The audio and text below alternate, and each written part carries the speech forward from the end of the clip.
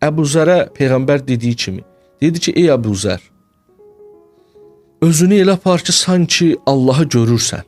Hərsən ki, sən onu görməsən, o səni görür. Yəni, sanki deyir, əlbəttə ki, Allah yanımızdadır.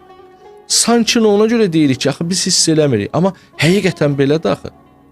Sən onu görməsən, o səni görür axı. Doğrudan da o sənin yanındadır. Biz bundan necə qafil ola bilərik? Biz niyə özümüzü qafil aparaq ki? Əgər doğrudan da Allah yanımızdadırsa, gərək görək onu. Görmək üçün də elə yenə də yanında hiss eləməlisən. Çünki ruh onda paklaşacaq və görəcək. Amma əgər görə bilmirəmsə də, ona qarşı etinasız da ola bilmərəm axı. Yaxşı, necə bir evdə bir kamera olsa, bir ofisdə kamera olsa, biz yəqin bilməsək də, amma bilirik ki, o kameraya bir gün baxa bilərlər. Orada çəkiliş var, baxa bilərlər.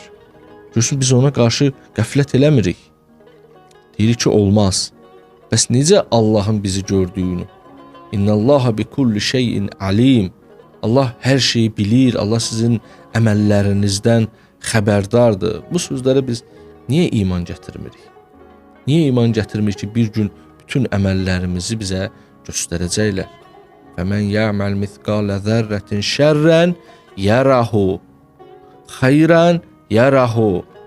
Kim zərrə qədər pis iş görsə göstərəcəklər. Yarahu, yəni görəcəkdir onu. Görəcəkdir. Bu ciddi ayədir. Alimlər bunun təfsirində deyirlər ki, insana bütün etdiklərini bir dəfə göstərəcəklər. Nə pis olar Allahsız yaşamağımız.